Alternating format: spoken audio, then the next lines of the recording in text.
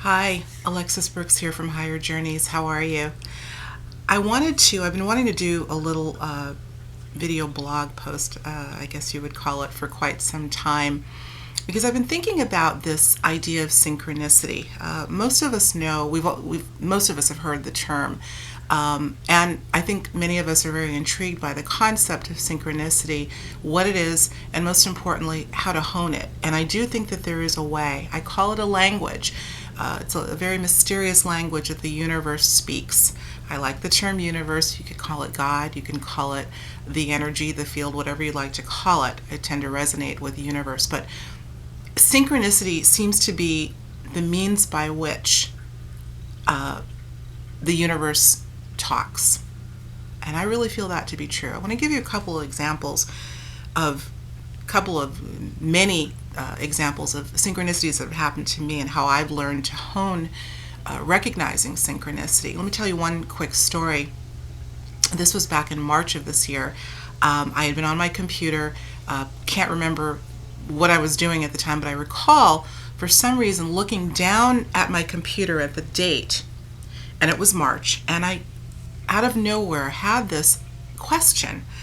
I said to myself, I wonder if the month March, the name March, has any connection to soldiers and marching in terms of its origin. I have no idea where where the question came from or why, and as many marches as I've lived through, why this year. Nonetheless, within an hour, I let the thought go. It left me as quickly as it came in, and I had been doing some research, probably preparing for to write a piece, and had gone to one of my favorite websites, companion websites that I use for research, dictionary.com. And if you've been there, you know that they will typically have a little kind of trivia section to the right of the screen, which I usually don't look at, but for some reason my eyes kind of went to the right. I looked at the screen, and lo and behold, there is a little piece talking about the history of the word March.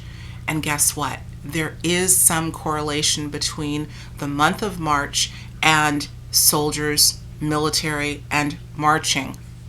Of course, I looked. Whenever these things happen, you just have to smile. You kind of give a wink and a nod back to the universe and say, thank you. Here's one of those occasions. I never cease to be amazed at how this works. It's still very mysterious, but this is what happened.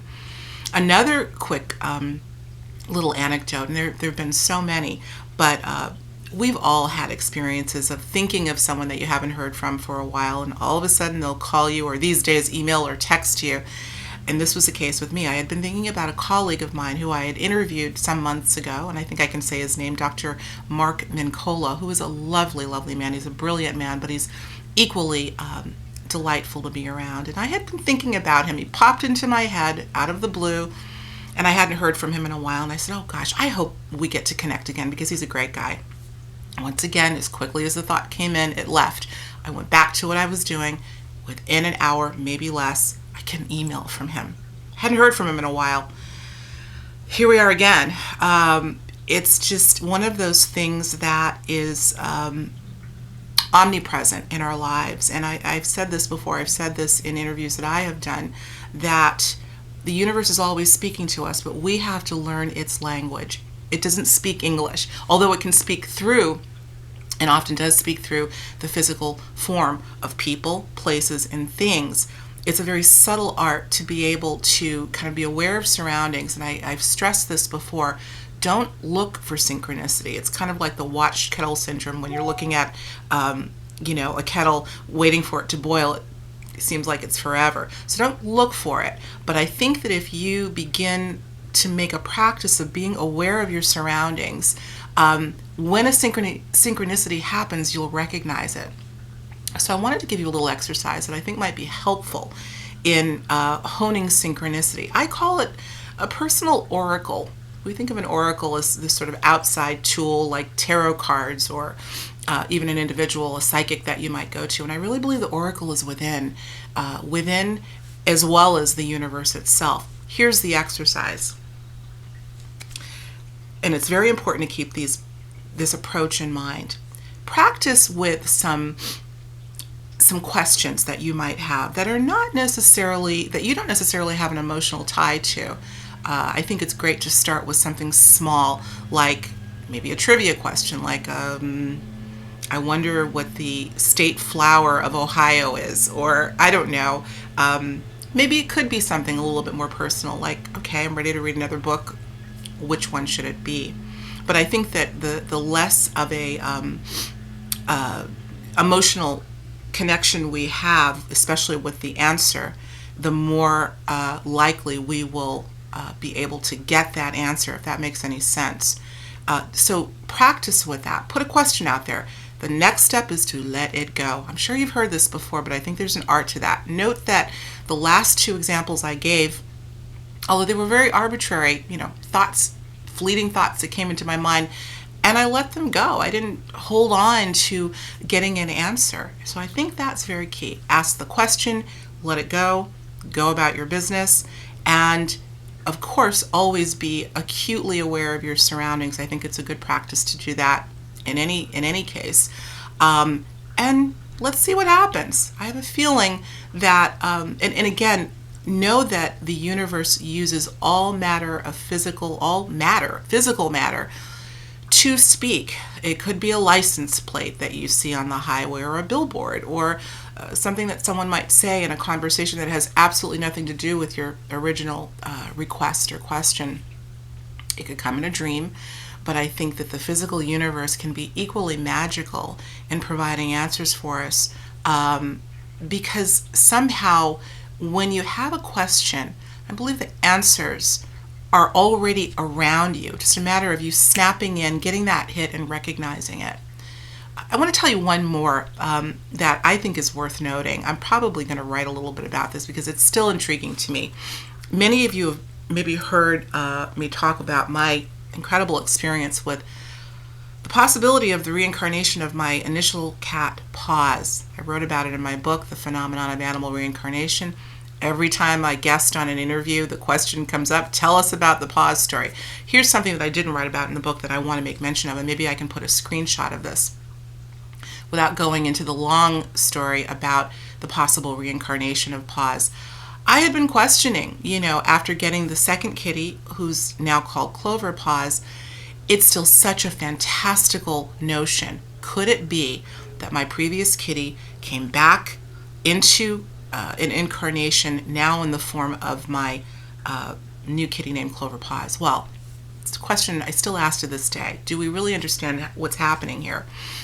I had been preparing to give a talk on animal reincarnation. As I said, it's probably one of the more popular subjects that I've covered in my research. And as I'm preparing for the presentation, I was looking for photos that I had of my previous kitty Paz, who died in 2012. We had him since 1997, I believe. And I found a beautiful photo of him. He loved to get, like most cats do, into little cases and boxes, and this is a picture of him in a bookcase. This was back when I lived in New Jersey, so it was in the late 90s. And I pulled that picture out, not even thinking about the actual image, just remembering it was a really cute picture, using it in the presentation. As I'm looking at the picture, of which he is nestled in a bookcase filled with books, all having to do with the afterlife. I'm going to show an image here. But the titles of the books reflected exactly, or gave me really the answer to the question that had been persisting with me. Could it be that my cat Paz has reincarnated into Clover Paz? The book titles told the story. He was nestled next to these books, titles of which read, We Don't Die, The Dead Are Alive, Reunions, etc. All of them having in some way to do with the afterlife and the fact that our consciousness continues after what we call physical death. It hit me like a ton of bricks that there. It was almost as if the universe was saying, if you don't get it by now, I don't know what else I can show you. Yes, this is Paz. Clover Paz is Paz. I still happen to think there are a few more complexities to the whole process, but again, when you ask a question, and especially if it's coming from the heart, the universe knows the answer, God knows the answer, and thus wants to support us. I think the only part of the deal that we've got to make good on is to pay attention. It's as simple as that. So I wanted to leave that with you. Practice asking questions. Start with small things, let it go, be aware, see what happens. Another thing that I try to recommend to clients that I counsel in this area is when you do recognize a synchronicity, simply say out loud, synchronicity, synchronicity. Write it down if you want, but I don't even think that's necessary. Just say the word out loud. I think what that does is really sets a template for more of them to happen. This is a very mysterious process. My God, the universe in and of itself is mysterious and beautiful and supportive, and we're linked to it. So let's harness it. Once we get that process down, guess what? I really do think that we can use it as a life tool to start getting some answers to some bigger questions. Should I leave my job? Should I change my career? Should I marry this guy or gal? Bigger things. But I think that there's a process and a template, and it's a very subjective process. But I do think that once we get that rhythm, get into that rhythm, it'll happen more. We have everything around us and within us to fully support us. So I am asking that you give this a shot. Let me know what you think. Feel free to email me or leave a comment, and continue to enjoy this beautiful planet. Thanks so much. Have a great day.